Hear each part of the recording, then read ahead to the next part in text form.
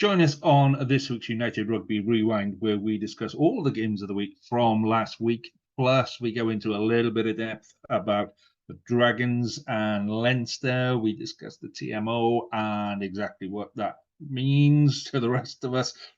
We discuss Zebre and Munster because we couldn't get past it. And if you stay till the end, you will hear our predictions for the games ahead. It is going to be an awesome week. Stick with us. Let's do this.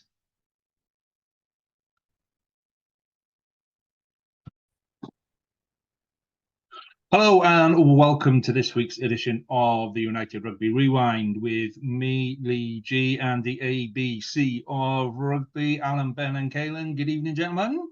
Hi, guys. Good evening, Lee. Good evening. The ABC thing is catching on. We've had social media comments on ABC Lee G. I thought that, yeah, cracking. There we go. See, it's going to be in headlines everywhere and any time now. Merch. Get the merch up and running. Well, if anyone is interested, we do have a merch shop. It's got some very, very basic things in at the minute just to kind of get us going. And when I've got 5 minutes to scratch my arse later in the season, I will do some fancy stuff. But yeah, I will put it on socials. There you go. It's a good excuse, isn't it?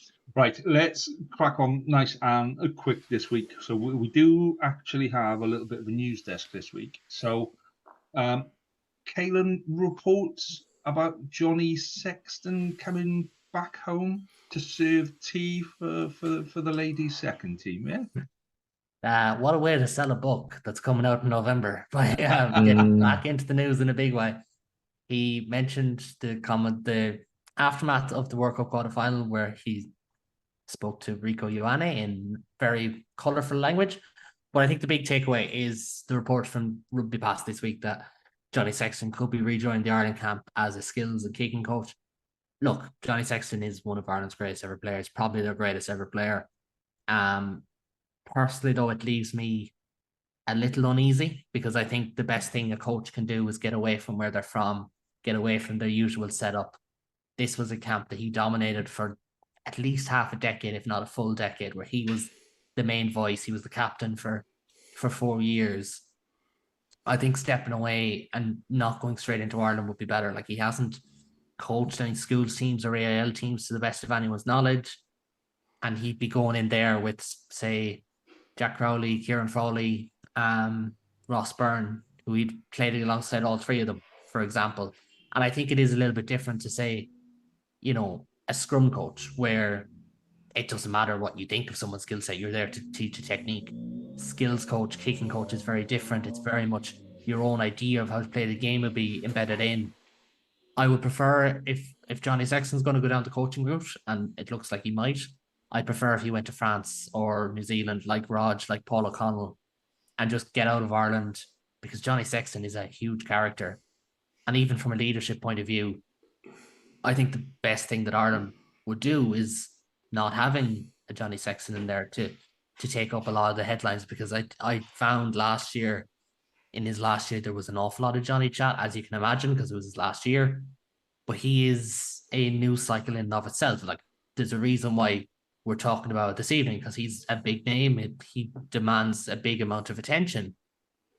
I'm just not overly comfortable with it. And even at that, is there better skills coaches in Ireland? There could be. We don't know. A lot of people, both inside and outside of Leinster, were uncomfortable with Andrew Goodman getting the job of attack coach, feeling like there was better people for that job as well. And it's not, you know, giving Leinster jobs or anything like that, but it is a sense of, you know, are we getting the best man for the job? Johnny Sexton was an unbelievable player. We don't know of him as a coach. If he went into Leinster, went into an academy, if he went to France, then we'd know. And I think that's the kind of the feeling. I think a lot of, you know, well, journalists are going to love it because it's Johnny Sexton. And I'll probably be in that position myself in a few years. But I think fans would be very torn on this one. He could do very well, but you're after replacing the giant Johnny Sexton filled hole with Johnny Sexton. And that's where it's kind of murky. See, I've got a theory about coaches, but every single coach, regardless of who they are and who they've played for and how good they've been, every single coach should start with coaching an under-sevens team at a local rugby for at least the season. Yeah. And I mean this genuinely, because when you take somebody who's never touched a ball before and you see the joy in their face when they score their first try, you see them in tears when they miss their first tag and somebody goes and scores and all that, you understand what rugby means to people. Yeah, you have a much, when you get to the professional level, when you exist at that top level, sometimes you forget about that first moment when you first caught a ball and you went round somebody and you thought, oh my God, I'm half decent here. So, and organizational skills needed for under sevens is off the scale. If you've ever tried coaching an under sevens team, it's harder to organize and coach an under sevens than it is a senior team. So yeah, let's put Johnny Sexton with the under sevens first of all, give him a season with the under sevens, then he can come and do other stuff. So one to keep an eye on later in the year, definitely.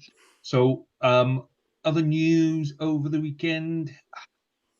Okay, so I can see Alan smiling already. He's got it bubbling up inside him. Go on then, Al. So how did South Africa get on in the Rugby Championship this weekend, Alan? Pretty convincing, pretty powerful game plan, pretty powerful performance. Really thrilled for Marnie Lebok to have the performance that he did. A full stadium, Nelspruit, they play really well there. So I was really happy with the win. We don't win many rugby championships. This is only our 5th one. So it's good to, get it down, because I remember after the last World Cup, we had the whole COVID thing and we weren't allowed to play like international teams for like 2 or 3 years after. New Zealand finished 2nd, so that's good for them. Argentina, unfortunately, didn't get any points. It would have been nice to see them come into 2nd place. And we all know the struggles Australia are going through, but obviously really thrilled with the performance of the guys and the team as a whole. Eben Etzebeth, 128 tests for the Springboks, the most capped Springbok ever. So really happy for him as well. So we've got a couple more players, I think, that are going to get up to 100 tests in the near future. But we're in a pretty good place at the moment with the youngsters we've got coming through. Fussy was amazing. Really, really good performance from him as well. So Villiers Leroux probably won't be around for much. He'll get up to his 100 tests, and I think Villiers Leroux will move on. So all in all, really happy with the performance. And something we touched on in the chat: how many South African fans stayed and watched the game on telly instead of going to watch live rugby in the stadium last weekend? Well, I think it's a big part of South African rugby. If you've got a Springbok performance, I don't know. I get a sense from the other unions, especially the Welsh guys, that when you have a big, and some of the English in the past as well, international games don't tend to get played on the same days as the leagues, and there's a bit of disagreement on how the players are handled, who's available. But in South Africa, the number one focus has always been the Springboks. So they don't necessarily hold games off for the teams and stuff, but it starts early on in the day. They'll probably start around 10, 11 in the morning with their Clippies and Coke and the Braais, and then they'll just start watching. It'd be really good to watch all of the rugby, the URC, to get warmed up for the games. And then it's about a 3-hour drive from Pretoria and Johannesburg to Nelspruit, so not everyone can afford tickets and the drive and all that kind of stuff. So they'll sit at home, watch the URC, or whatever rugby's on actually, and then they'll get ready for the game. And then obviously they had a couple of games just to sober them up a little bit afterwards as well. We'll come to that later. Okay, let's start with week 2, round 2 of the URC. So round 1 was close. Round 2 was like, oh my God.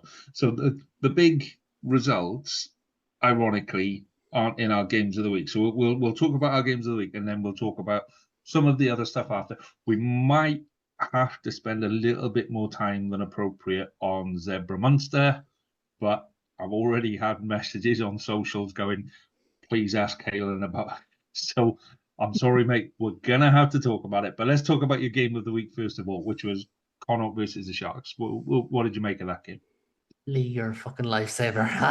That's all I can say. At least I could just pull the plug on the internet halfway through this conversation and we'd be good. No, look, by my reckoning, I think there was 5 come from behind victories in the URC this weekend of the 8, and considerable, second half come from behind or late in the first half. Connacht Sharks was one of them, and I hate to say it, Sharks fraud watch. Like 20-point lead at halftime, 27-7, cruising, looked like they were going to get a bonus point. Andre Esterhazen looked like the Harlequins version of Andre Esterhazen. And then they don't show up in the second half. Connacht take off Josh Ioane, who was the player of the match contender last week. They move Cahill forward. And yes, it's Cahill, not Cahill, in case you can't pronounce that over in the British Isles. They move him to 10. He was excellent. And Connacht they just got going. I've name checked 4 players, and I'll kind of touch them individually. Cahill Ford, as I said, brilliant when he went into 10, added a bit of life to proceedings, added a bit of power. He had a poor first half. They backed him in the second half in a different position, and he really stood out. Top Pierce O'Connor of Bristol was really, really good as well at 13, added a bit of solidity in that channel in the second half. David O'Connor, former Ulsterman, former Ealing Trailfinders, second row, really good debut alongside Niall Murray. But Shane Jennings, not man the match, scored the crucial intercept try that won Connacht this game. Now, am I mentioning Shane because I went to school with him? Possibly. But that's the whole point of podcasts like these. His first try for Connacht is an intercept that he goes 80 metres. And look, it's a great moment for him. It's a great moment for Bannister Rugby Club, the oldest rugby club in Connacht, celebrating 150 years this year. To have a moment like that early on in the season is always very cool before even our junior team have kicked the ball yet. So I do want to give him a shout out. He was excellent. I thought Connacht really grew into that second half. Physically, obviously I mentioned Cahill Ford and how he managed that game and how he got the backs going. If I was to possibly be negative on Connacht, Sharks didn't have to work too hard for their 3 tries. Andre Esterhazen, I know he's a bully. He is dominant. But they were all fairly easy. But then the Sharks were the Sharks in the second half. They needed a last-minute kick just to get the losing bonus point. And I think that's kind of the big takeaway that we're gonna have. We'll probably talk about it with other teams. Fortunately, Munster are probably going to be one of them, and Edinburgh will probably be another. But and the Stormers as well. But the Sharks, that's just what you kind of expected to see. I will say I did predict Connacht to win by more on this podcast, and then when I seen the team sheet, I rolled it back to about 10 points. They won by 9. It was close enough. Or they won by I think 6 in the end. Yeah. It was 9 before that last minute kick. But that's a big result for Connacht.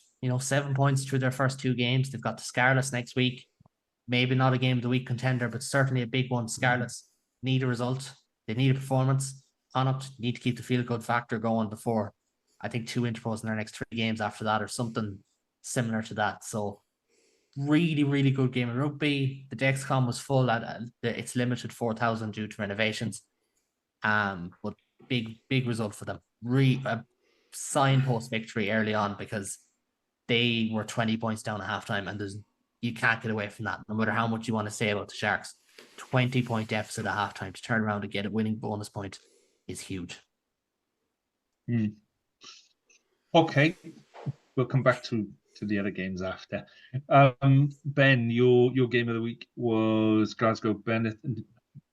Did we know you decided to go rogue, didn't you? You wanted to go Edinburgh Bulls just because, you wanted to be crazy. But I did watch both games, so I can talk about both if you want me to talk about both.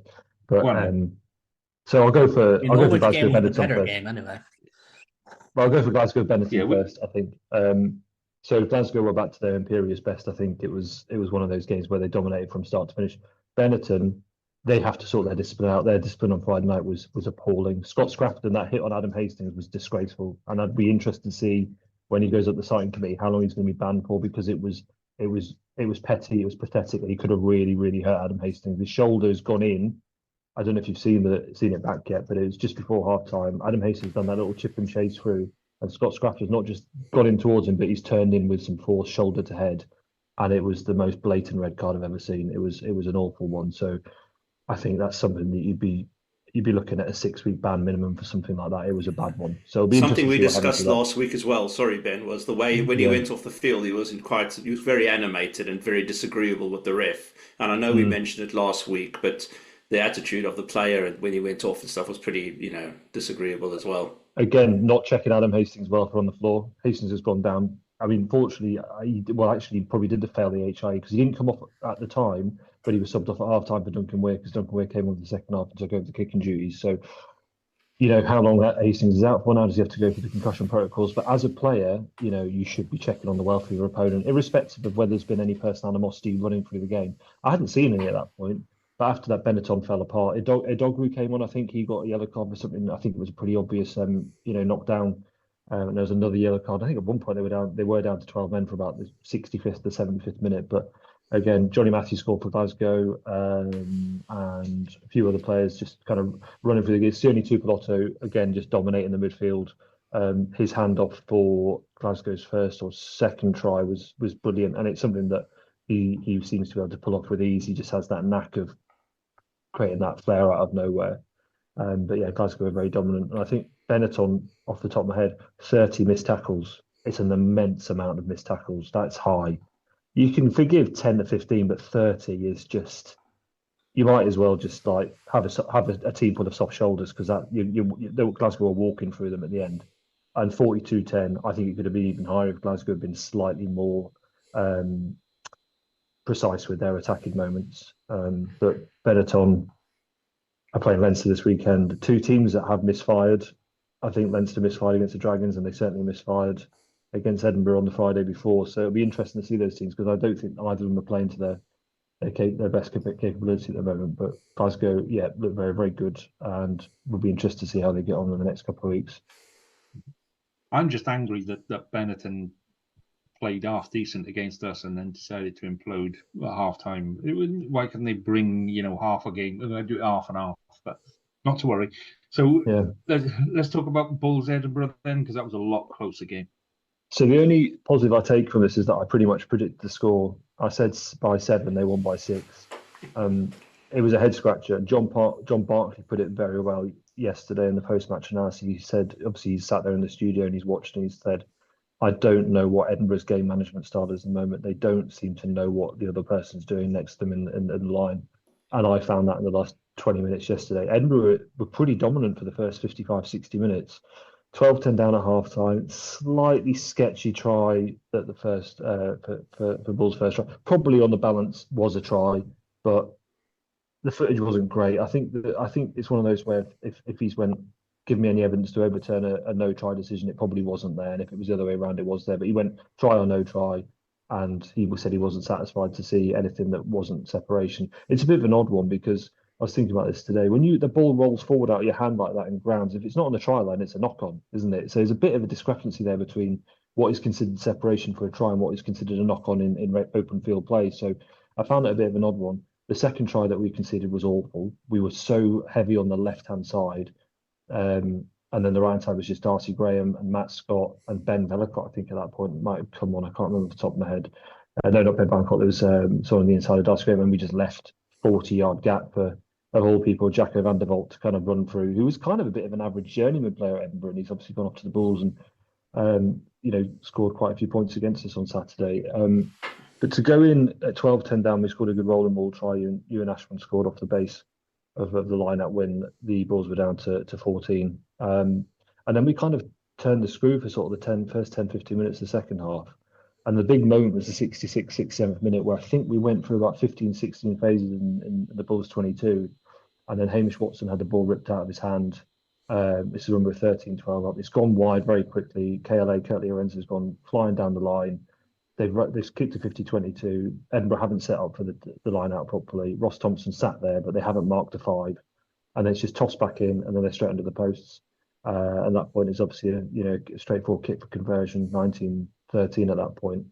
And then I don't really know what happened after that. It was a very, very poor 15 minutes to watch because, again, they were back down to 14 at that point. They got 2 yellow cards the Bulls yesterday for different reasons.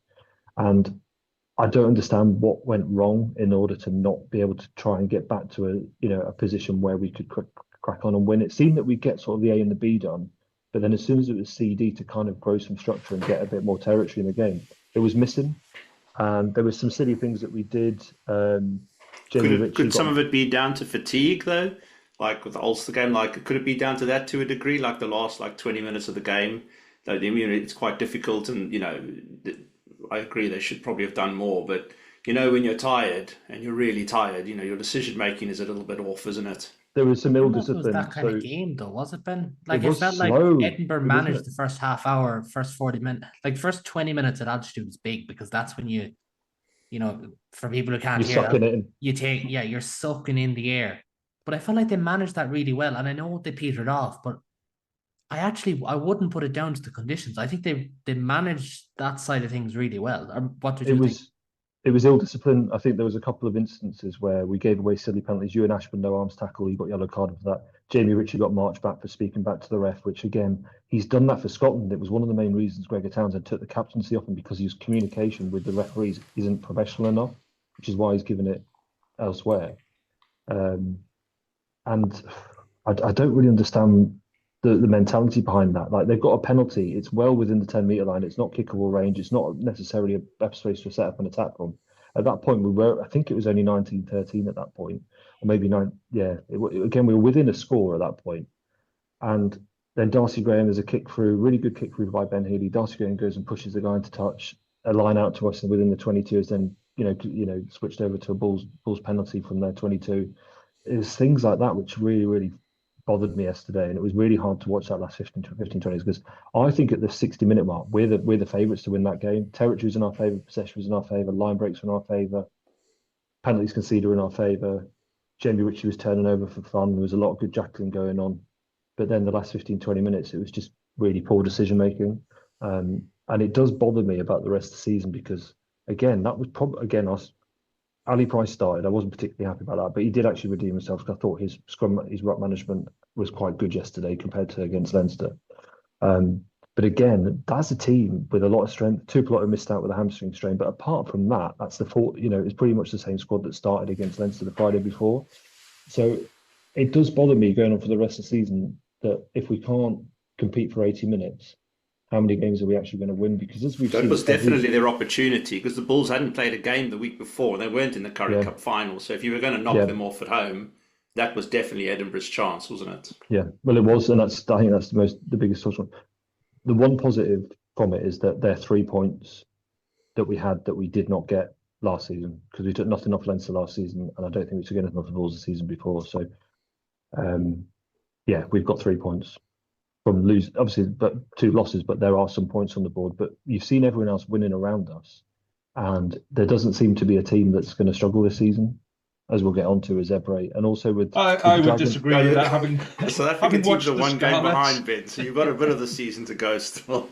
Yeah, but I'm worried, because that's a squad full of internationals, and it just seems to be the same stuff as last season. And John Parkley put it far more articulately than I can in the post-match press sort of room after the match. But I don't know. I'm a little bit concerned about the structure. There just doesn't seem to be that understanding, particularly across the back line, about what they should be doing when there's an opportunity to exploit space behind. It just doesn't seem to be there at the moment. There's a lot to learn, I think, in this side still, but I think we're running out of time to make this season more successful than last season. When we did the pre-season review, that's one of the things we spoke about with Edinburgh, was how much time does the coach have to start turning results from. So I think he's got till Christmas. I think he's. Well, I think the ice is getting thinner with him. I just don't know what his plan is. Paul Hill's been a good signing. He's been actually very, very good in the front row. First 2 games I've seen him, very, very impressive. Good at carrying, good at crashing. If he's got till Christmas, mince pies are in the shops already. If you'll allow me, Edinburgh's fixtures between here and the the Champions Cup or Challenge Cup, whichever one they're in, is Lions, Stormers, Cardiff, Ospreys, Benetton. There's a good chance there for things to go really well. There's a good chance for them to go the other way as well. Yeah, it's one of those where I think we could have we were in with a chance of winning both those games against Leinster and against Bulls by the 65-minute mark. We need to manage the last 15 minutes better, because yesterday was bordering on amateur, I thought. And I don't want to sound too disparaging, but if because of how last season went, there just needs to be a step change, and I haven't seen it yet. and that's what worries me the most.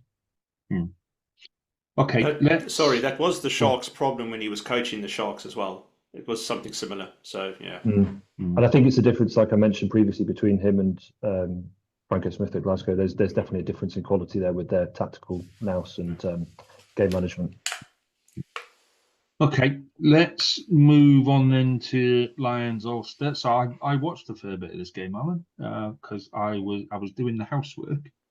Okay. I was doing, Good to have that in the background. yeah, which was my compromise with the wife. With how many games do you want to watch today? I was like, right, well, what about if I do the hoovering while I watch Lions and Ulster? Ulster looked out on their feet at halftime. When the ref blew his whistle at halftime, there were 4 Ulster players down on their knees, panting. So what did you make of this game, mate? That's exciting. I was pretty happy with it, to be honest with you. It's exactly what I'm so disappointed that, looking at the Lions and looking at the Sharks, considering they both played last weekend and the game was in Johannesburg as well, although granted in the wet, the Lions looked much more polished. They looked a lot quicker on their feet, very fit. I agree with you that the Ulster guys were out on their feet. They picked the 6-2 bench as well, I think, Ulster, to try and go against the forwards and stuff. But the second half, the Lions just went up a gear.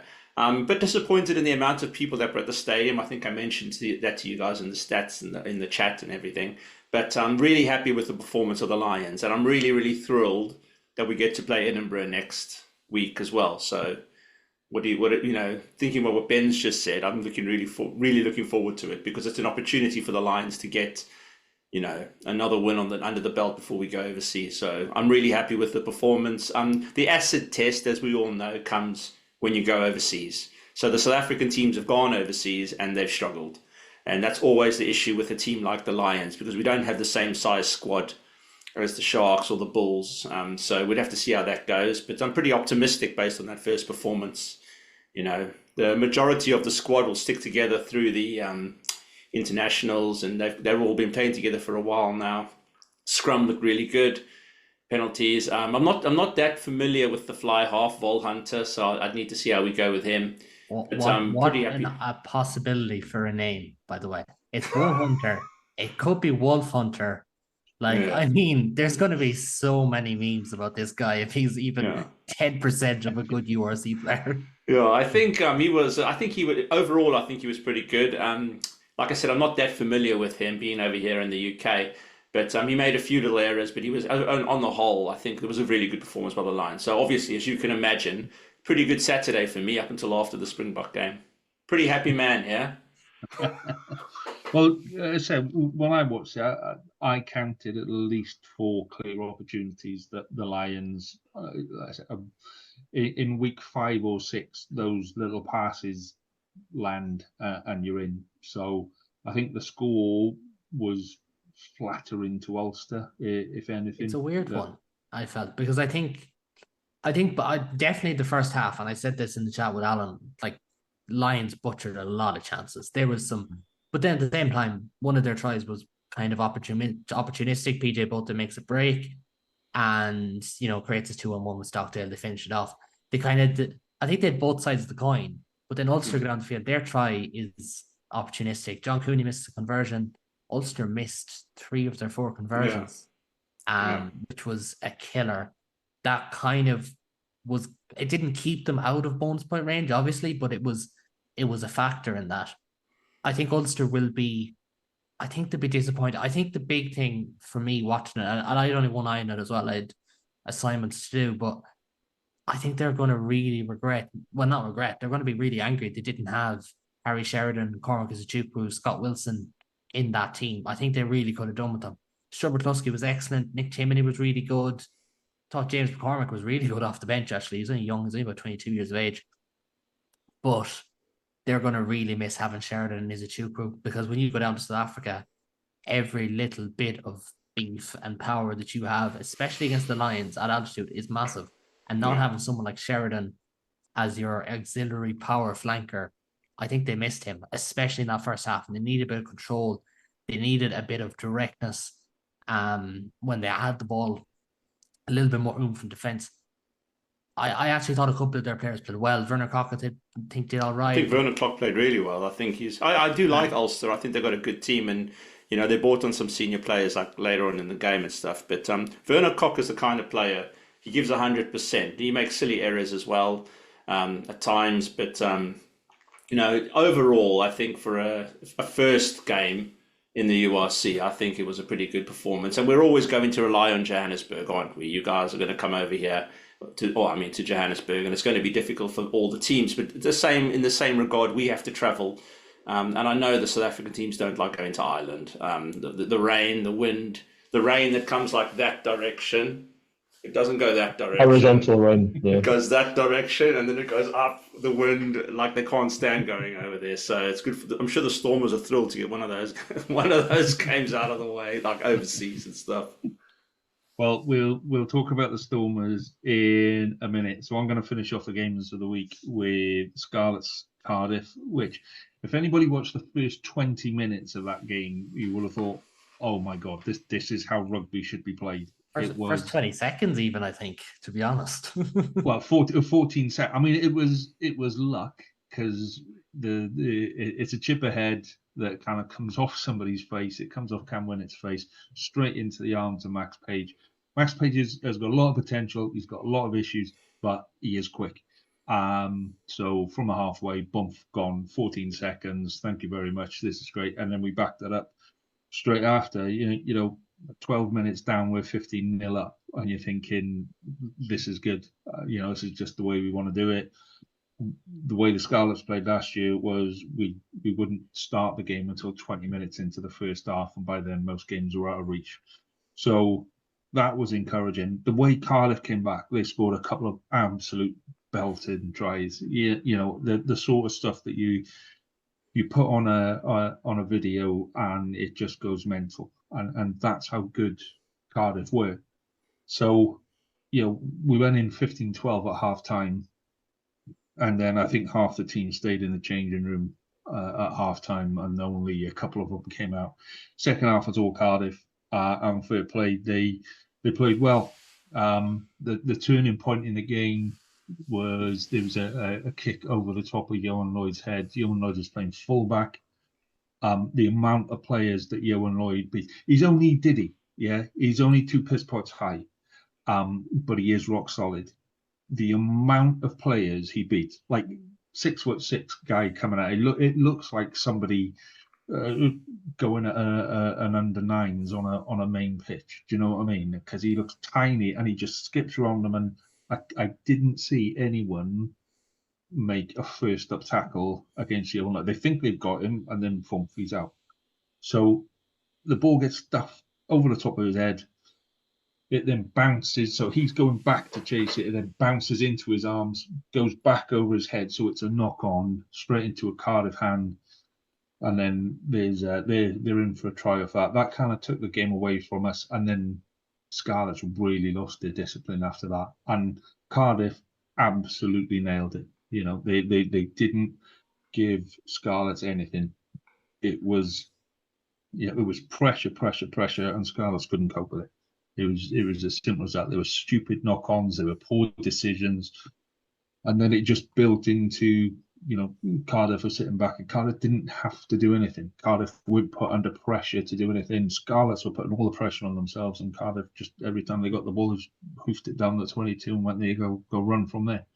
So it was an entertaining game. It really was, especially the first 20 minutes. First 20 minutes was superb. But after that, Cardiff were excellent.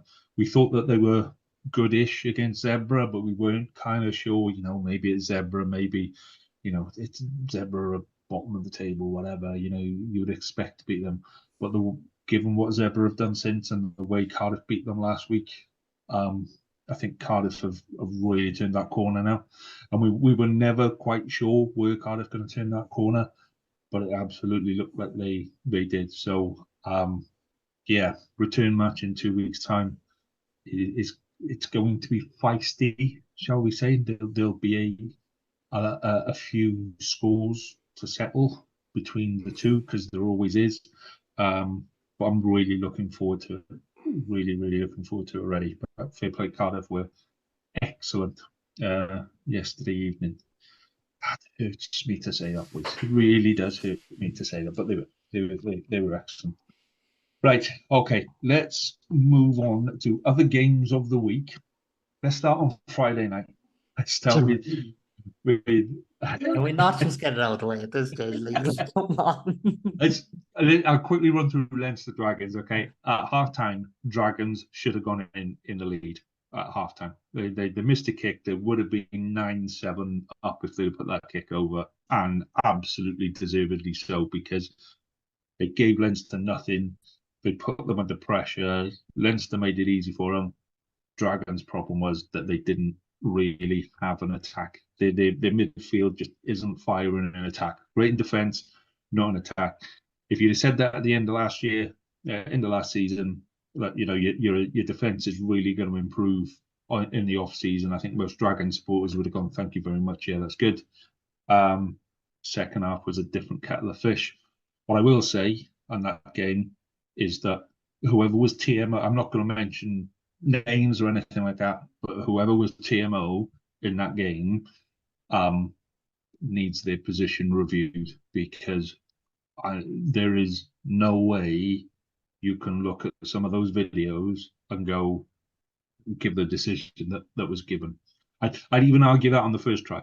The first try, if that's any other team, that knock-on, that potential knock-on, he's definitely got it in his hands, and then it goes to floor.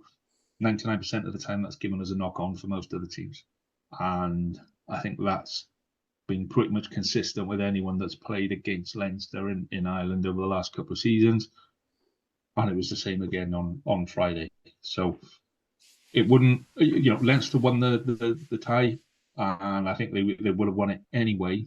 But when you've got two tries that were definitely iffy and a third try that should have been reviewed and wasn't, it just doesn't send out the right message about the league and the refereeing in the league. Not the refereeing, the TMO. The referee sees what he sees and gives an opinion on what he sees. And I've got no issues with that. The TMO has got like 10 different camera angles, and from those camera angles, they should be able to go, "That's what I've seen. However, look at that bit there. This is what you didn't see. This is the correct decision." That is their job, and they didn't do that on Friday night. So some of that's on World Rugby as well, because we keep tying ourselves in knots over how a question is raised and how you can go about certain decisions. And like the Max Deegan one, it was on-field try. I said at the time, I don't know how you can give on-field try. My instant reaction is that is one of the tackles of the season. I still think that ball was held up. There's Leinster fans saying it was a high tackle. I think it's one of those that close to the line that you'd want to significantly stop the try from being scored. The person who made the high tackle on Deegan is not the person who held him up. Therefore, I don't think you could give a penalty try. The Larmer one, there's people in the crowd saying, no, he definitely got that down. We could see it. That's fair enough. We can't go off the people in the crowd. We have to go off the camera angles. And the camera angles were not conclusive. I'll let you jump back in, because I do think Leinster really got the rub of the green here. Like a sickening amount. It's not like Munster fan hates Leinster or Welsh fan stands up for the Dragons. It's none of that. No. I think if you show that game to a New Zealander or something with no jerseys on, they're saying, geez, Team X got the wrong side of things. But it seems to happen all the time with Leinster, though, doesn't it? It seems to be season in, season out. They always seem to get the flip side of the coin with those decisions. And big teams do. It's the nature of it, I suppose. It's the Man United, isn't it? No, it's not anymore. Not after today. Bruno Fernandes, naughty boy. Yeah. The bit that annoys me on that the second try was that the referee said that it was a second movement. He didn't question whether it was down, because he said it was a second movement. And then the TMO comes in and says, actually, I think he's got the ball down. But when he's reviewing that, you can still see that he's down on the floor, he's got both knees down, and then one of his other players comes in and picks him up and takes him up. That's not momentum. That's somebody else picking you up and dragging you over the line. It felt strange they didn't properly look at that. It felt like, because I wasn't sure. I actually thought it was okay. I thought it was close enough to one movement when I seen it. But I thought the fact that they used the words, no, that's 2 movements, and then never went back over that. Exactly. I was like, I did actually feel like, I was like, surely you're gonna check that again. You've got to go back on it. Yeah. If this was a tight game, this is the thing. If this was a tight game, we'd have a very different conversation. Leinster put clear, they won by 20 points. This was only 2 tries on a night where Ross Byrne left his kicking boots at home. But like, what if this was, a 15-point game and you're talking about 12 points? Well, I can give you an example. A very different conversation. I can give you an example of officiating working the other way around, which is Glasgow Benetton on Friday, where Jacob Raga scored, and they came all the way back to a forward pass from the line out, which was about 4 or 5 paces back, and that just shows that that was done properly. It was recycled. The footage was recycled. They looked at it carefully, and even after the kick was taken, but before the restart, because I know there's a change in the rules there now. It doesn't have to be before the conversion. It can be before the restart now that they can continue to set the ties. So it can't be that player just rushes and takes the conversion knowing that it might be checked, is that you can still check it up to the restart. And it was done properly, and they recycled it and looked it back. But yeah, I think looking at that, the officiating, not sure. The one thing, and I don't want to get into being critical of particular referees, but Mike Adamson, I do listen to I'm quite interested in the communication style. This is based on my occupation, because I know I've dealt with some very, very difficult people in my life and trying to diffuse them. Most refs are quite good at it. Mike Adamson, I'm not so sure. I sometimes see him, I don't know if it's deliberate, maybe it's his semantics or maybe it's the tone of his voice, but I sometimes see him winding players up a bit and geeing them up. I don't think he's as good at calming down situations where contentious decisions are made as someone like Andrew Brace or Frank Murphy or Wayne Barnes or Ollie Davidson. Those are the. I just don't think Mike Adamson necessarily has the appropriate communication style to ensure, because there was a bit, the way he spoke to the players after that try was given didn't really come across to me as a ref really kind of controlling the situation from a communication perspective. I think there's a lot to learn about that, because there are laws, they're interpreted, there's always going to be a bit there, it's not always binary decision, the outcome. There is a lot of discretion there, but sometimes I think he could probably maybe review the way he speaks to people and go, hang on, there's maybe time to be a bit humble here and accept that sometimes the words that I use are not always the most appropriate at the time. And that is his job. Like you're not there to get kind of like be centre of attention. I feel like Mike Adamson often is the centre of attention with rugby games. He seems to like kind of being on the field, but the referee kind of should be seen and not heard. There is also a lot of communication stating from players and captains. We expect them to engage the referee correctly, don't we? So I suppose we don't really consider the other way around, how they're engaging us, or us, I say us, the players and the captains. We always think, he's not being very, I know Johnny Sexton had it a lot, and Khaleesi had to work on it because he wasn't talking to them at all. And though he was constantly sending Dwayne Vermeulen over or Eben to talk to the ref, and then, it's like, you've got to improve how you talk to him. You've got to be out there, and, and now I suppose we don't really consider that it's actually the referee who also needs to work on that element of the game. I don't think Adam's the only one. I think you could probably level similar. I'm not saying it's an accusation, but similar kind of analysis of Matt Carley and Carl Dixon. I think sometimes the way they speak to players can be a little bit out of turn, and you've heard it. And the respect does have to be 2 ways. I know that the referee is there, and obviously they're there to do what their job is, which is very, very difficult. I'm not going to take that away from them or try and undermine their authority. But the communication is a 2-way piece, and sometimes you hear the way that sometimes referees answer, or they can sometimes be a little bit too dismissive. And I think there's Ben O'Keefe, for example, is very, very good. You see the way he communicates with players at all levels, whether it's Super Rugby or Rugby Championship, or when he comes over the Ultimate Internationals. And that's, you see that maybe on Angus Gardner's the same. I remember a conversation between him and TJ Perenara where Perenara kind of questioned a call, and then Angus gone on, oh, actually, you're right, I'm sorry. Like, he actually apologised for making the wrong decision on the field of play it live. He didn't wait till the end of the game. He actually said it there and there, which I thought was quite impressive, very humble. So I think there's communication improvement all around. You can always improve on your communication, but I think there's certain instances where referees need to maybe just be a bit careful. I quite like the bit where he said where he sometimes he tries to wind the player up, where I've just got this idea of him like covering his mic and going, your shorts are a bit tight there, mate. Oh, yeah, carry on. You can. So we're not going to dwell on that one too much. I promise. Right, so I'll quickly run through Ospreys Stormers, and then we'll do the big game of the weekend, and then we'll go on to previews. So Ospreys Stormers, nobody really expected the Stormers to win this one, but the Ospreys absolutely nailed it. Fair play to them. It was particularly the second half. It was a superb performance. They were. I'll be honest. It was on in the background. I was doing other things at the time.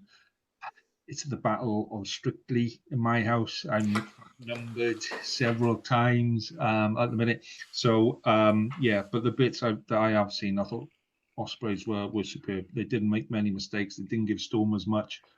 They made it hard for them. They played at the Brewery Field. It was intimidating. Everything fell into their path. It worked really, really well. So fair play to them. I say I can't really comment much because I didn't see much on it, but from what I have seen, Ospreys were, bang on form and did exactly what they needed to do to beat the Stormers. Right, let's. Were there any other games on the weekend? There was one. There was one in Parma, I believe. Just get it all out. I'll mute you. You can say it's about halfway between Bologna and Milan. I think there was a big game that happened there on Saturday afternoon. Okay, Caelan, let's talk about Zebre Munster, mate. All yours. Game of the week. Look, I can sit here and talk about Munster and say that second half was not acceptable, and talk about certain players not going out of the change room, like you mentioned about the Scarlets, and so on. But this is a URC podcast. We're here to talk about all 16 teams, and I'm not trying to gloss over it, but this week is about Zebre, and there's you have to take your hat off to them. I spoke to Mike of the Fratelli Rugby podcast before the season started, and the one thing he said was bringing in Brunello to Zebre, going from under-20s to a team who was essentially a development team for the FIR. He said this really excites them. And in 2 games, granted, that first half against Cardiff was awful. We referenced this last week. It was awful. The last 120 minutes of rugby or whatever it was, they've been incredible. They've got so much confidence. They still have that spark. I think, I'm not tearing up. I just have something in my throat. It's not tears. But I really think this is a signpost result. This reminds me of when Benetton bet Leinster back in 2013, I think it was, or 2012. And this was kind of, my word, Benetton can actually beat teams, because at the time they were along the bottom of the table.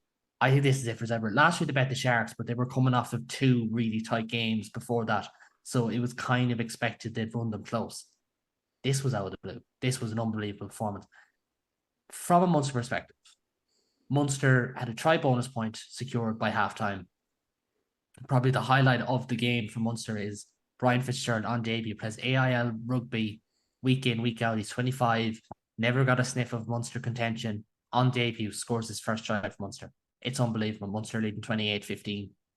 I think it was, or 28-17 at halftime, something like that. They leave with just a point. And you have to mention, for Munster, that is not good enough. Quite frankly, that is, I think Zebre on the day beat about half the team because they had that kind of performance. Everything went their way. They were playing with such fluidity. They played with such a passion. It was unbelievable.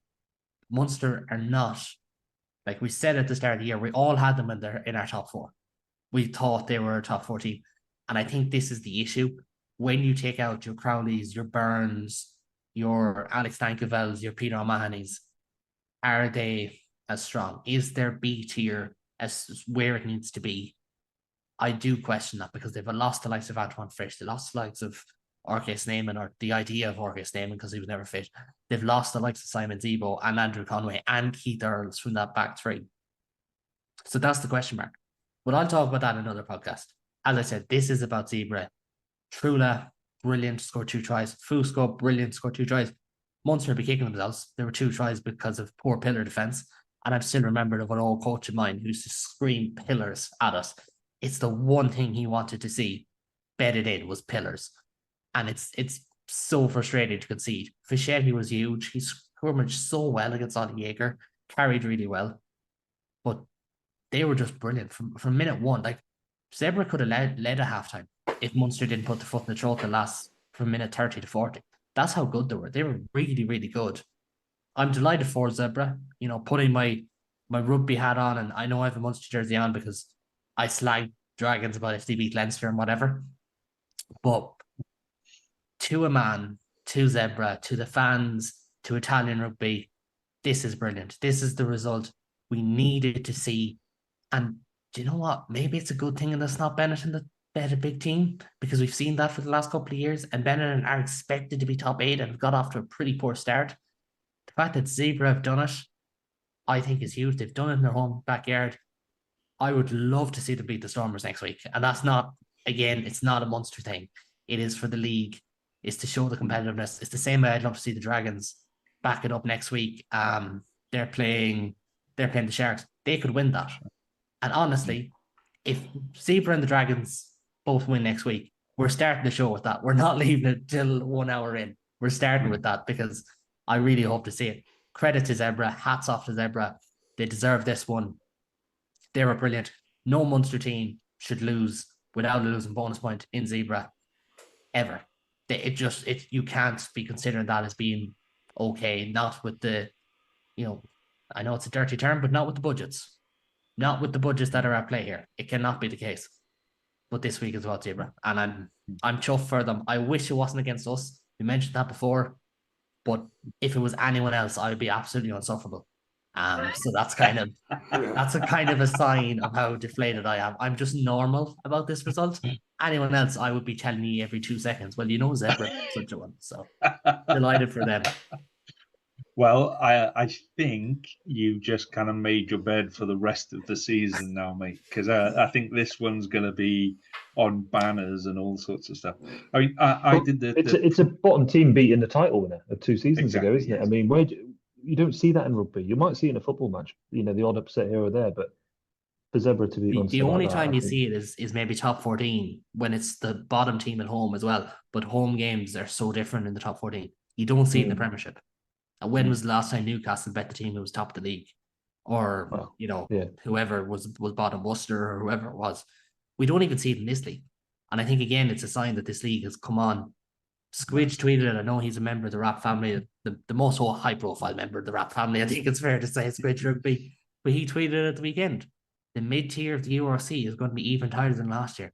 And 7 to 11, yeah. Yeah. And I will say that I did the pre-season preview for Zebre, and if anybody would like to go back and listen to me talk about how good Zebre were pre-season, please do, because there's a little bit of feather in my cap going, actually, I said that they were going to upset a few people this year. Didn't you predict them top 4?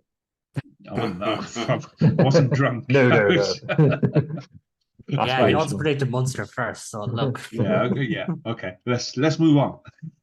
You'll get Edinburgh right the way we're going, but yes, I will. And I'm going to substitute Stormers and Lions around probably as well. Anyway, so Ben, I know you've got to go in a minute, mate. So let's just do your preview for this weekend's big game. So you've chosen Benetton at home to Leinster. So what are you expecting from that game, mate? Both teams have to show up. I think there's a lot to be learned from their first 2 games that not really settled yet. I think Benetton got a pretty decent pace off Glasgow on Friday night. They'll be going home on that flight, licking their wounds, talking about discipline this week, because that red card, you cannot behave like that on a rugby pitch. So that, you know, they've got to, this week they'll be getting some serious intensive training this week going into the game against Leinster. So I don't know. Leinster, it's a bit of it. I think they've both been quite enigmatic so far this season, because Benetton's first 2 games, a game against Scarlets at home, 20-all draw, and then getting a pace off Glasgow. Leinster both have won both games, but not convincingly, and certainly not with the sort of swagger and the kind of style that we're used to of years of past, even last season. So I don't know how this game's going to go, which is why I picked it out, because I'm going to watch it with keen interest and be as, you know, fairly neutral on it, because I don't really have any kind of ball with either side. So I'm not sure. I think Benetton, I'm going to say it's going to be a 3 or 5 point game between the 2 teams. I think Benetton, if they could squeeze out a victory, at home against Leinster, I think. If Leinster play the way they did against Dragons on Friday, Benetton will beat them at home, I think. Is that your prediction? Are you saying Benetton? Oh, that's brave. I'm going to say Benetton by 3, because I think Benetton, sometimes the worst time to play a team is when they've been had a proper going over, and Friday was a bigger going over it's possible, I think, for the rugby that we've seen this season, and probably even last season. I haven't seen a battering like that. Glasgow could have scored 60, 70 points on Friday. It was that kind of game where if they'd really gone into sort of fifth gear, they would have walked over Benetton. They still won by 32, but they could have won by 52 or 62 the way they were playing on Friday. Benetton really just surrendered within the first 10 minutes. They did get one try to get it back to 7-0, but after that was it. They were just blown away. So, there'll be an expectation that at home against Leinster, they'll show up. And I think they'll have to. So I reckon if Leinster don't pull their fingers out like they haven't done so far this season, I think it could be potential upset. They'll have all their options back is the only thing I'll say. They'll have Doris, Porter, Furlong. Everyone bar Sheehan essentially will be allowed back by this game, as far as I'm aware, which may swing it. But the only thing is, Leinster's big issue has been they just haven't looked that cohesive. They've looked kind of janky.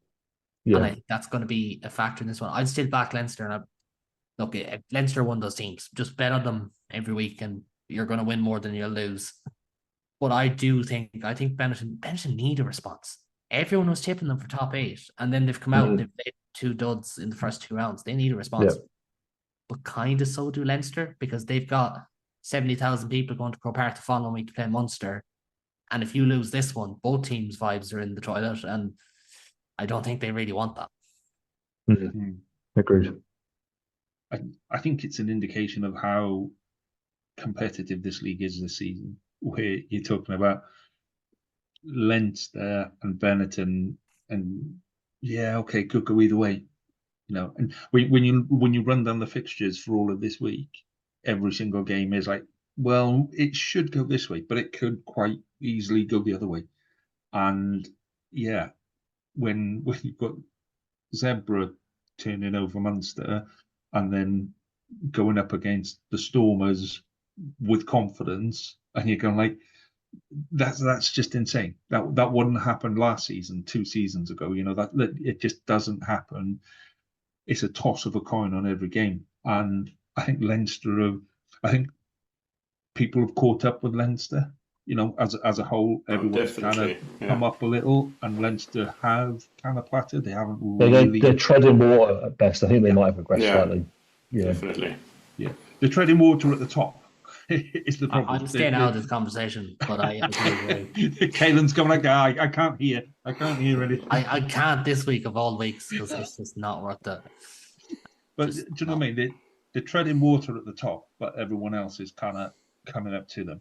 And I think that's a good thing, because when you look at then what happens in Europe, we all get to compete at that higher level, and that is, kind of the point of this league. So so Ben is predicting Benetton by 3. I'm loving that. So mate, if you've got to shoot off, you shoot off. But fantastic. It's been good. Okay, if you want to hang around, you're welcome to. But if you want to shoot off, then you shoot. I will. I'll catch up with you guys next week. All right, mate. All the best. Okay. Cheers, Ben. Bye. Right. So now we get to slag Ben off. I was just about to go there. It's fine. It's fine. He won't listen to this part. If he's like any good podcaster, he'll only listen to bits he's on. No, but if he is listening, hi Ben. Hi Ben. So if you are listening and enjoying and watching and enjoying what you're seeing, please do rate and review, and more importantly, subscribe to us on YouTube. It makes a massive difference. Just to give you guys an idea, our YouTube channel since the start of this season has gone absolutely crazy, and people are loving what we're doing, and all of the comments are really good. Even the one about lighting up your face like a tree, Caelan, he's taken the response in good humor. So yeah, I'm struggling. I'm really struggling here. Like I am it's loving great to see this the numbers shooting up, in fairness, and I think it's not just this podcast. I think it's testament to the other rap podcasts. I know Irish fans are very reluctant to tune into anything that isn't Irish, so I will push them in the direction of the Rap Pod more than maybe Cardiff Central or Scarlets Pod or whatever. But there's a lot of good content on this page. I think people should really check it out. And WXV is on, so there's the Welsh Women's Pod as well. Yeah, I said the women's pod launched last week as well. So we're now reviewing the women's game. And the first thing the women said to me after they recorded their pod was, "That was really good. Can we do an American rugby podcast?" And I'm like, "Oh, for crying out loud." So you may well see another member of the family join in when is it? Oh, crikey, just after Christmas. Right. Anyway, let's crack on with some more games for this week. So, Alan, you got Lions at home again against Edinburgh as your game of the week. Talk us through that one, mate. So this is our first interpod game. The first time we get to play each other in a game. Me against Ben, and he's decided to leave. So take from that what you will. But basically, I think the Lions are in a really good place. I think Edinburgh are going to struggle. So I'm feeling really optimistic that the Lions are going to take this one. I think they're itching to go. I think they would love another bonus point win in Johannesburg. And we know that Edinburgh have got tough fixtures coming up and they've been struggling a little bit. But to go from Pretoria to Johannesburg is really, really difficult with the pack the Lions have. So I'm going to give it to the Lions by about 15 points. So talk us through the geography of that then, because for us in South Wales, we're all within an hour and a half of each other. It's not massively distant.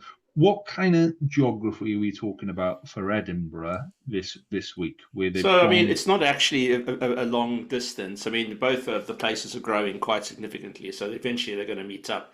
But I would probably say it's between an hour and a half worth of travel for them, but they're going to go up in altitude. Now, unlike you guys, I don't have all the research in front of me, but I don't have the exact numbers, but it's a bit higher in Johannesburg.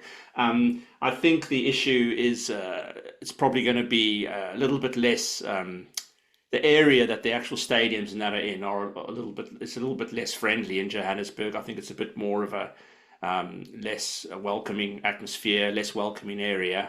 And I think it's just a little bit higher than where it was, but it was very, very hot over the weekend. You saw the Ulster guys were struggling. So to come from Edinburgh, to fly over, then Pretoria, and then Johannesburg, the temperature and everything is very, very similar. But I just feel like Johannesburg is going to be raring to go. And as far as I'm aware, there's no rain or anything predicted for the game, which would probably do Edinburgh a huge favour.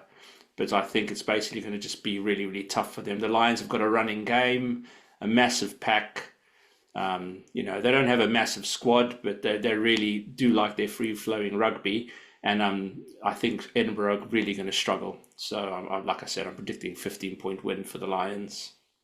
And Edinburgh did get run a little bit ragged against the Bulls, even when they did try to control the pace of the game. So the chances of them being fit and feisty and ready to go, as Lions are more used to it than you are in the altitude. And the thing to consider as well is when you're playing in a place like that, whether it be, you're going to, it's probably not going to be that busy. I mean, the Springboks have won this week, so the fans are going to be turning their eye to the URC now. When you've got a free-flowing team like the Lions with a massive pack who are willing to grind you down or play running rugby, the thing, you have to control the game. They'll be wanting to go from line out to scrum, from phase to phase play, controlling, potentially up and under kicking. They'll want to try and slow the game down. And I think that's really, really difficult to do in Johannesburg. But that's the only way I can see Edinburgh winning that game. And I think it's going to be one of the toughest this early in the season when the Lions haven't got any injuries. I think it's going to be really tough for them to do. Okay. So what was your prediction again? The Lions to win by 15 points. Lions by 15. Interesting. See, that's considering the closeness of the games that we've got up so far. 15 is like a massive hammering. So cool. Okay. So next off the rank then is Munster and Ospreys. So to be fair to you, Caelan, you didn't really have a choice this week because that's the only I had a choice Irish between Munster Ospreys and Munster Ospreys by our own rules. But no, I think in fairness, like this game is a big one. It's Saturday night. It's I think if Munster win last weekend, we're not giving it the same level of billing, but now Munster need a result. They're going to be bringing back in, most namely, Ty Byrne, one of the best second rows in world rugby. Peter O'Mahony needs no introduction. Jack Crowley needs no introduction. They're hoping to have Alex Nagelfeld back in there. They're hoping to have Dave Kilcoyne back in there, and probably hoping to have Billy Burns back in as well. But the Ospreys, they've just gone and beaten the Stormers in Bridgend. It was more convincing than any of us predicted. We all called an Ospreys win last week, but it was way more convincing than any of us foresaw seeing. I think it's win or bust for Munster. It's not win or bust for the Ospreys, but the Ospreys are not the type of team you want to be playing when you're on a low ebb. From a Munster perspective, if I was to be positive, I think it's easier to bring back in your Burns, your Crowleys, your O'Mahonys, and look at the fact that, well, it's our defence and our set piece that needs tidying up. We need to play within ourselves a small bit more and look to just grind out a result and get that result, get that confidence back in, than to say, oh God, we can't stick a pass, we can't score tries, we can't get up the field. That's much harder to introduce in a week. I don't want to talk too much about Munster. If anyone wants to check out the Red Army podcast this week, they can. Feel free. Like, the more listeners, the merrier. It would be great to have you on. But Munster need a reaction. If Munster are going into the HBC tomorrow morning, or this morning as people listen, and they're not ready to punch the person beside them, they're in the wrong headspace. You need to be pissed off. You've just lost in Italy against Zebre for the first time ever. Munster lost to Ironi way back when. For people who actually remember, Ironi, a lot of South African fans in particular wouldn't. And they've now lost to Zebre. But this is the team who came first last year. And you've got Croke Park and Leinster in a week's time. Then you're off to South Africa to play the Stormers and the Sharks, who'll be starting to get their internationals back. Then you're on international break. Need to win this one. It's in Cork. Munster's record in Cork is pretty good. I think they've only one loss there since pre-COVID, if not no losses there since pre-COVID. They have a really good record in Musgrave Park, but need to win. I'm going to go with Munster. They're my prediction for the game of the week, and might just touch on Super Brew before we close, because people will be... I did plug it last week and I didn't have it with me, but I think Munster have to win. I think the Ospreys are a tricky team, especially when Munster set piece. Scrum has been all right. It's the lineout that's been poor, and now you run up against the likes of Adam Beard, who is a lineout specialist. And I don't want to give the lads on the Ospreys Irie podcast any more reason to talk about Adam Beard, but there you go. I think he's a great second row player. I do think it's easier to come up after a loss like they had. It was more of a shock loss, as opposed to if they had a run of two, or like Edinburgh will be starting to be at a low ebb. There'll be two games which haven't gone their way. I mean, I think Munster are in a really good place. I think they're going to... It depends how you look at it. I think they're going to come back. I think they're going to be raring to go. I don't think they can wait to get onto the field against Ospreys. If they lose that game, then you start talking about, okay, now it's going to get tough. But I can't... I think Munster are going to win the game. I think they'll be raring to go, and I think it's going to be really tough for Ospreys to win that. And I think it depends on which way you look at it. You could see it as, well, the Zebre loss could be treated in isolation, as you said, and I think that's a very fair point. The other side of it is, if they do lose this one, it's going to feel like more than a 2-game slide. Yes. It's going to feel like we lost 3 or 4 in a row. I think that's the big thing. And then, again, you go to Croke Park to play Leinster. And then to South Africa. And then having off the back of 2 losses, that's... Can I just say, Munster have the best record in the URC of teams in South Africa. They've yet to lose a regular season URC game. Just pointing that out. Actually, they have. Sorry. It's the fact that they've gone... the last 2 seasons, they've gone unbeaten. They're a good team. Munster are a very good team. But yeah, they're there. And you don't become a bad team overnight. As much as... Look, I had man flu last week, and I was a cranky fecker last week, and I took it out in Glasgow. And I stand by it. But you stand by, man. Yeah, we all do that. Yeah, that thing. But you don't become a bad team overnight, and they have to show that. I think they have to get a bounce back. I would love to see them put 40 points on the Ospreys, but no one does. They're a gnarly tough team to play against. I love the Ospreys. I said it when we talked about Toby Boot departing.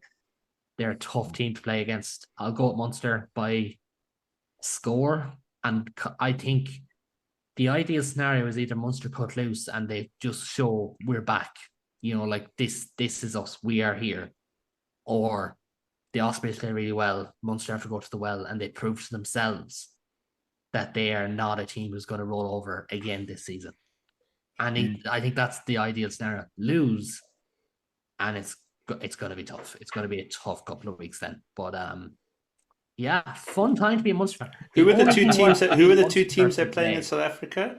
Is it the Sharks and the Stormers? Sharks and Stormers, yeah. So they I mean, if they win this game now, and even if they lose to Leinster, those are the two teams you want to travel to.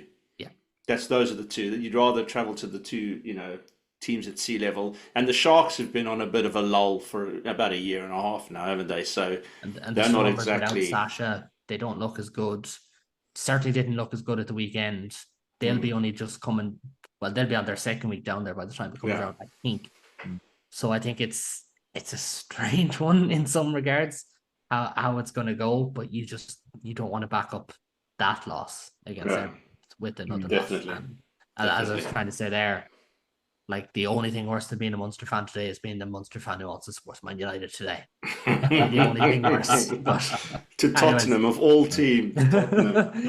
On to Cardiff, I think, next. Yeah, I mean, from an Ospreys point of view, I know tails are up and all of that kind of thing, but they're not playing exciting rugby. Toby Booth will keep telling you that they're playing exciting rugby because he understands the psychology and how the mentality of it works. But it's not exciting rugby, but it's winning rugby, and I think that's fine. It's let's say go back to the Cardiff Scarlets game. That was entertaining rugby for the first 20-25 minutes. Ospreys don't play entertaining rugby, but they win. And they will grind you down. And if the weather conditions are poor and there's a lot of knock-ons and there's a lot of kicks to touch, Munster are in for a hell of a time because you don't get anything out of the Ospreys, either in attack or defence, in the tight. The way to beat the Ospreys is to play an open game with kicks into space, to running in the outside channels, all of that kind of stuff, doing stuff they're not expecting. When you play a set-piece game, they're perfectly comfortable. They can compete with the best in Europe there. What they can't do is pass a ball more than twice in a movement. That's just abhorrent sort of stuff. They get confused, they knock the ball on, people get scared, they hide, and all sorts of stuff happens.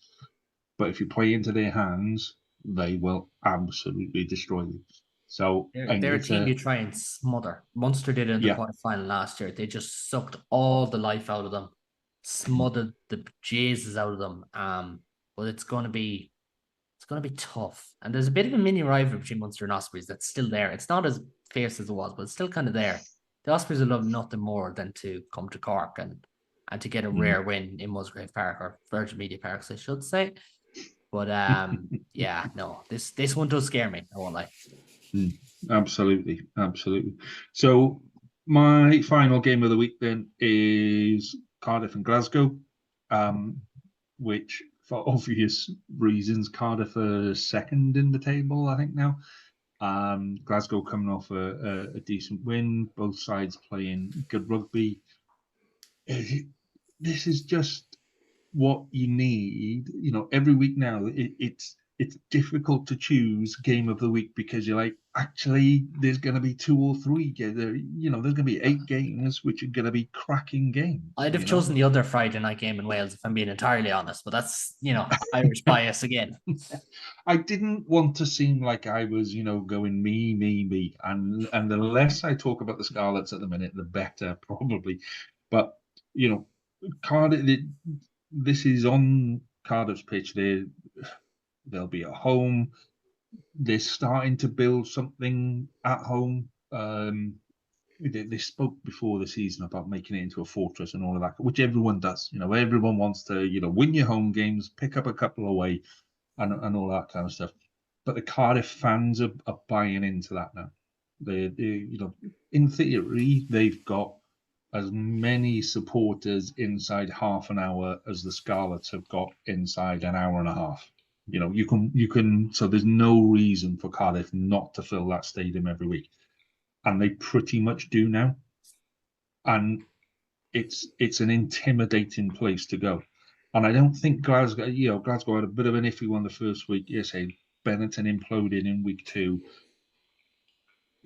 the jury is still out on Glasgow as to are they genuinely a top class side, or are they hot and cold?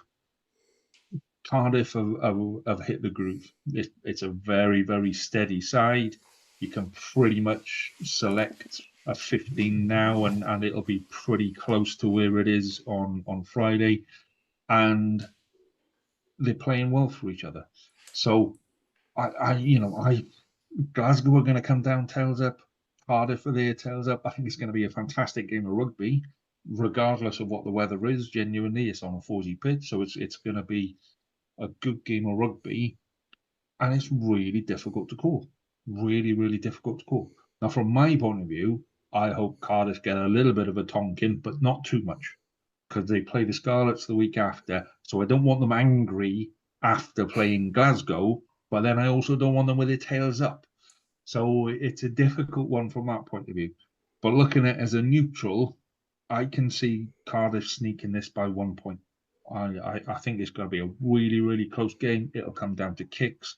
It might come down to one iffy bounce. It might come down to, one drop pass or something like that. But it's going to be really, really close. But my prediction is Cardiff by 1 on Friday night with that. So, yay! Before we go, because that's all the games for this week. I'm going to quickly rattle through all the others. Yeah, we'll go through all the others, and then we'll go through who won the Super Bowl this week. Yeah. See, he's smiling. He's like a little kid that's just found some chewing gum behind the sofa. Moving swiftly along.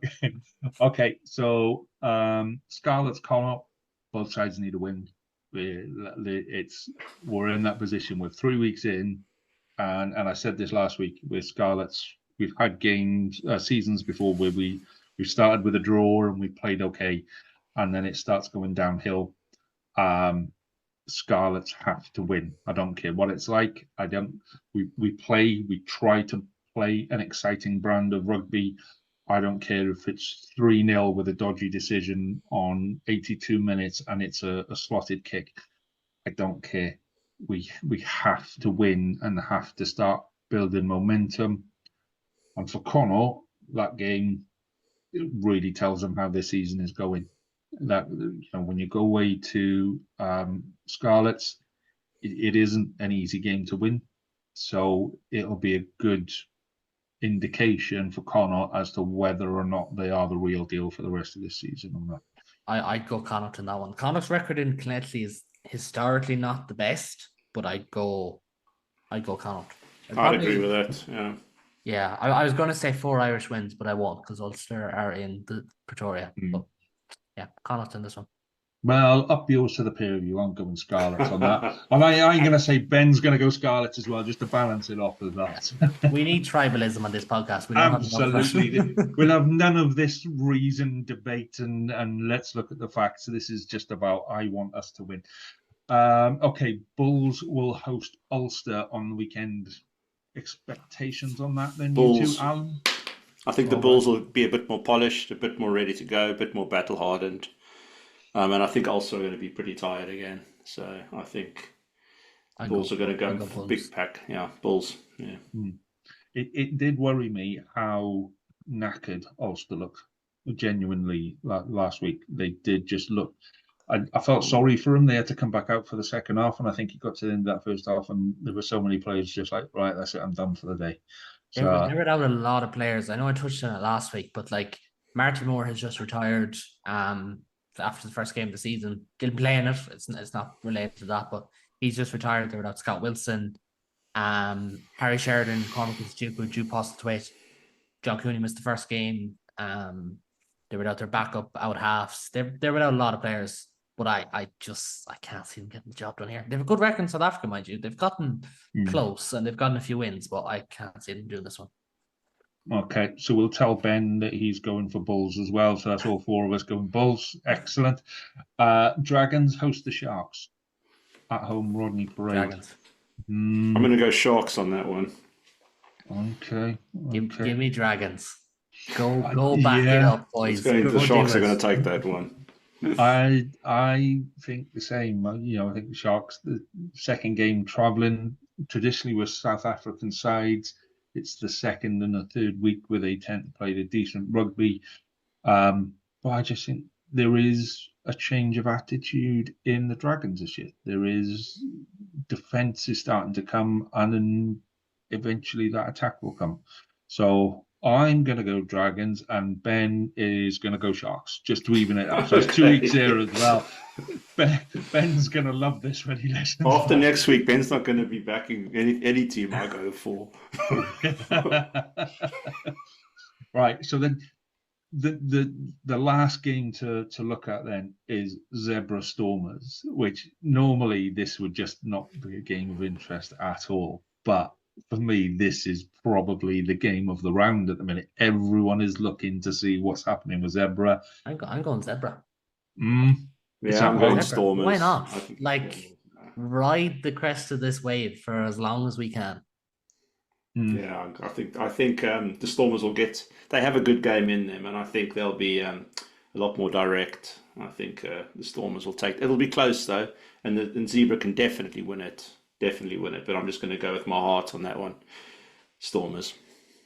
So I'm going to go Zebre as well. Like I say, I did the pre-season stuff. They've got a really good, strong, solid squad. Young players, ambitious players. The coaching setup is bang on. And Stormers were rattled. Stormers got rattled by the Ospreys. It is a bit of a trek by the time you pack up kit, then you get yourself over to there, and then it's a day to adjust and all that kind of stuff. Everything plays into Zebra's hands, and yeah, for the good of the league, I really hope Zebre have a good one. I do think it'll be close, but I think Zebre are gonna edge this one, and all of a sudden people are gonna start looking up and going, well, who's the whipping boys? Oh, there aren't anyone. Oh, right, that's how we play the game. However, to balance things up, Ben is also going Stormers as well, so we've got 2 weeks on both sides there. So we're all good. There's no arguments. We're two apiece. I mean, there's going to be plenty of arguments. Don't worry about that, Lee. There will be arguments. Next week, me and Caitlin's going to get himself another Chinese takeaway. I'm going to get a pizza ordered, and we're just going to go, right, okay, Lions, Edinburgh, off you two go, and then we'll be back in an hour when you're done. It's not a bad plan. I'm just kind of offended that you think I eat takeaways every weekend. That's the only thing. Another takeaway. Before we go, Super Group. Yes. None of us got the full allotment this week, which is understandable because there was one big shock. I got 7, which takes me up to 13 points. Lee, you're on 12.5 points. This is going to be a tete-a-tete. Ben is on 10. Now, the only thing is, and this is where it gets really interesting, in the games this week, and I'm also tracking this, and I'll kind of keep us up to date on these every week. I've gone 2 from 2. I've gone with Munster and Connacht, and I'm going Munster this week. Hopefully, you can make it 3 from 3. Ben has gone 2 from 2 with Leinster and Bulls. Twice he's gone against Edinburgh winning a game, and twice he's gotten it right, which is bittersweet. Ben, it's okay. Alan, you're 1 from 2. Of course, Glasgow lost in the first round, but the Lions backed it up in round 2. And Lee is still waiting for his first win in the games of the week. Now, technically speaking, he never picked Zebre to beat Cardiff. But in the group chat, he did kind of say, go on, give me Zebre, and sure, we'll see what happens. Obviously, they didn't win. Scarlets then lost to Cardiff, and now he's tipping Cardiff. So, moral of the story here is, Lee is now a Cardiff fan. Alan's just going to pick all the South Africans and of course I'm gonna. That's what I'm here for. And I'm going to pick the Irish team, and Ben's going to go against Edinburgh. So yeah. Meanwhile, the Italian side just sitting there going like, "Well, what did we do? Why does nobody like us? What's wrong?" Oh, fantastic. Gents, it has been a pleasure as always. Again, the URC is proving itself to be best league in the world by far at the minute. It's a pleasure spending an hour of my time every week with you.